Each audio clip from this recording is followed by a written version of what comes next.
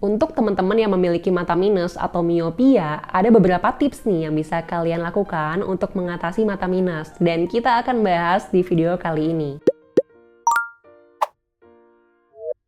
Assalamualaikum, halo teman-teman, selamat datang kembali di channel YouTube Fania Utami. Di video kali ini kita akan bahas beberapa tips yang bisa kalian lakukan untuk mengatasi mata minus nih teman-teman. Nah, untuk mengatasi mata minus di sini dalam artian bukan untuk menyembuhkan secara total ya, tapi bisa untuk mencegah supaya minus kalian itu tidak bertambah teman-teman. Nah, ini ada 3 tips yang akan kita bahas di video kali ini. Sebelumnya aku mau kasih tahu dulu nih ke kalian kalau misalnya terkait dengan mata minus atau miopia saat ini penting banget ini isunya karena ternyata pada tahun 2050 diprediksi setengah populasi penduduk di seluruh dunia itu akan memiliki mata minus atau miopia. Sehingga saat ini sudah mulai banyak peneliti yang berusaha untuk meneliti lebih lanjut terkait dengan topik-topik mata minus atau miopia, teman-teman. Nah, kalau gitu langsung aja yuk kita bahas terkait dengan 3 tips untuk mengatasi mata minus, teman-teman. Tips yang pertama adalah harus banyak aktivitas di luar rumah. Nah, mungkin kalian yang nonton ini sekarang di tengah pandemi ini adalah sesuatu yang cukup tricky ya teman-teman. Karena saat ini kan pandemi memang belum selesai. Dan kita juga masih dihimbau untuk di rumah aja kalau misalnya tidak ada hal-hal yang urgent untuk dilakukan di luar. Sehingga ini agak tricky nih untuk melakukan hal ini. Untuk teman-teman yang memiliki halaman rumah yang luas atau teman-teman yang tinggal di komplek dan kompleknya itu sepi dan kalian bisa keluar untuk jalan-jalan di komplek, mungkin bisa untuk melakukan hal ini. Tapi kalau misalnya untuk teman-teman yang mungkin rumahnya itu nggak ada halamannya, atau mungkin teman-teman yang susah untuk keluar karena rumahnya di pinggir jalan, sehingga nggak ada spot untuk jalan-jalan di depan rumah gitu, itu mungkin agak cukup tricky ya, dan mungkin baru bisa dilakukan nanti setelah pandemi ini selesai, teman-teman. Nah, tapi terlepas dari itu, aku mau menyampaikan nih, kenapa penting untuk bisa aktivitas di luar rumah untuk teman-teman yang matanya minus atau miopia, teman-teman.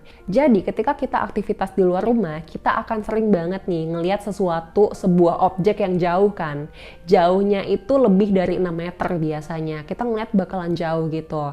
Nah, ini akan sangat membantu mata kita untuk rileks. Karena kalau misalnya mata kita itu cenderung melihat sesuatu yang dekat, itu akan menyebabkan otot di mata kita itu berkontraksi untuk membuat mata kita bisa fokus, teman-teman. Jadi kalau misalnya kalian ngebayangin kamera nih, mata kita kayak kamera itu kan biasanya nggak selalu fokus ke satu objek tertentu. Kalau misalnya objeknya dekat, kita harus putar dulu nih lensanya supaya bisa fokus. Ya nggak sih? Nah, gitu juga mata kita. Mata kita tuh harus disesuaikan ketika melihat objek-objek yang dekat. Yang dekatnya itu kurang dari 6 meter. Nah, itu ketika dilakukan penyesuaian itu, kalau misalnya terlalu lama, dalam durasi yang terlalu panjang, itu dapat menyebabkan gangguan, teman-teman. Salah satunya adalah orang yang tadinya sehat-sehat aja, nggak pakai kacamata nih. Terus akhirnya bisa jadi pakai kacamata, bisa jadi miopia, bisa jadi mata minus gitu kan. Terus untuk orang-orang yang tadinya mata minusnya itu nggak gitu besar, itu bisa jadi bertambah karena kebiasaan hal itu. Makanya itu dia penting banget untuk kita beraktivitas di outdoor juga, supaya kita ngelihatnya itu nggak selalu ngelihat yang dekat. Apalagi kebiasaan kita saat ini kan kita biasanya sering lihat gadget ya. Biasanya lihat gadget deket dong kayak gini. Nggak mungkin lihat gadget kayak langsung jauh lebih dari 6 meter, itu nggak mungkin kan, nggak bakalan kelihatan. Nah, itu dia, makanya penting banget untuk kita juga terbiasa melihat jarak jauh, teman-teman. Karena kita sehari-hari sudah terlalu sering melihat objek-objek yang terlalu dekat dari mata kita. Tips yang kedua adalah batasi penggunaan gadget. Nah, tadi kan aku udah sempat mention nih terkait dengan gadget, terkait dengan kan kita sehari-hari saat ini kalau misalnya kita bangun tidur biasanya udah ada yang cari-cari HP gitu kan. Terus karena sekarang lagi pandemi, ada yang sekolah online, ada yang kerja online. Akhirnya kita juga ngelihat gadget juga, ngelihat laptop atau ngelihat layar komputer gitu kan. Itu juga sama, jaraknya terlalu dekat, teman-teman. Nah, hal ini kalau diulang terus-menerus dalam durasi waktu yang lama dan kita nggak sadar dan nggak merasa perlu untuk melihat sesuatu dengan jarak jauh, itu dapat menyebabkan mata kita nanti akan mengalami gangguan. Ini nggak mungkin 1-2 hari langsung mengalami gangguan. Tapi ini akan terjadi mungkin dalam akumulasi waktu sekitar beberapa bulan atau beberapa tahun mungkin gitu ya. Sehingga penting banget nih teman-teman untuk membatasi penggunaan gadget. Jangan sampai dalam waktu 1 hari kita bangun terus kita rebahan terus, kita lihat gadget gitu kan. Itu akan jadi satu kebiasaan yang nggak bagus. Itu sebenarnya nanti akan berefek kemana-mana. Salah satunya akan berefek ke mata kita. Sehingga kalau bisa banget nih, ini kita hindari kebiasaan-kebiasaan seperti ini. Pokoknya kita batasi dalam 1 hari penggunaan gadget kita berapa banyak. Kalau misalnya nggak perlu banget untuk melihat gadget, mungkin kita bisa cari aktivitas lain yang bisa kita lakukan di rumah gitu teman-teman. Kayak misalnya masak mungkin gitu ya, atau mungkin bisa berkebun.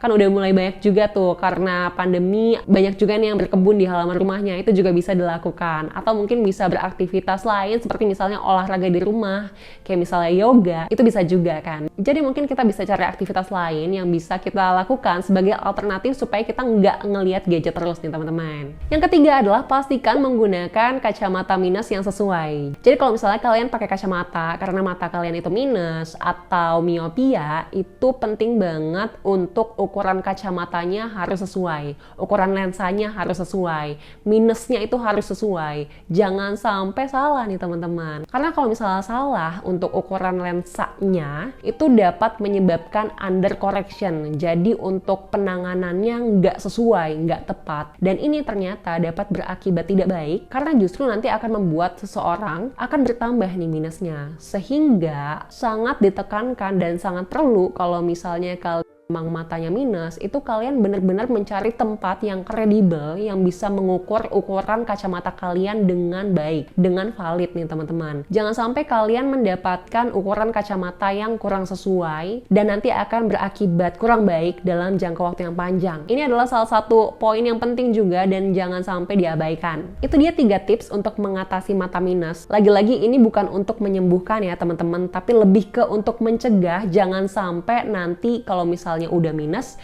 jangan sampai tambah parah gitu. Nah, mungkin dari kalian juga ada nih yang bertanya-tanya, loh kok sampai sekarang nggak di-mention sih terkait dengan makanan untuk mata minus. Nah, jadi kalian mungkin ada yang pernah dengar atau pernah mencoba sendiri nih, kalau misalnya matanya minus, ya coba konsumsi banyak wortel supaya nanti bisa sembuh nih untuk mata minusnya. Nah, kalau untuk pembahasan itu, aku tidak akan bahas di video kali ini, tapi aku sudah buat di video lainnya. Kalian bisa cek di sini atau kalian bisa cek juga di description box untuk melihat video tentang wortel dan kaitannya dengan mata minus, teman-teman. Sekian video kali ini. Kalau misalnya kalian punya pertanyaan atau kalian punya request topik, kalian bisa tulis di kolom komentar. Semoga video ini berguna. Terima kasih sudah menonton. Bye!